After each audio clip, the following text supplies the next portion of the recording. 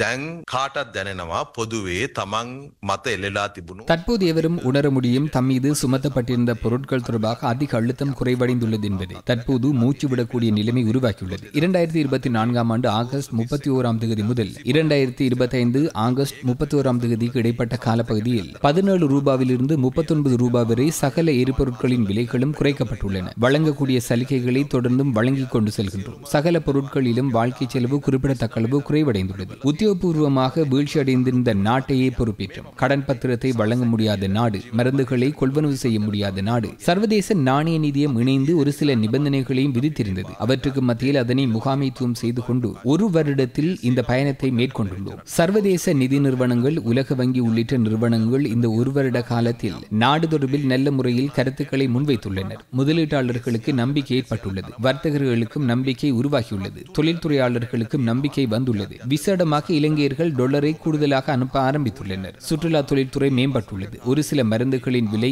அதிகரித்துள்ளது. கூடிய விரைவில் மருந்து விலை சூத்திரத்தை நடைமுறைப்படுத்தி குறைந்த விலையில் மருந்துகளை வழங்க முடியும். විශ්වාසය ඇවිල්ලා තියෙනවා. ව්‍යාපාරිකයන්ට විශ්වාසය ඇවිල්ලා තියෙනවා. කර්මාන්තකරුන්ට ඇවිල්ලා තියෙනවා. ජනතාවට විශ්වාසය තියෙනවා.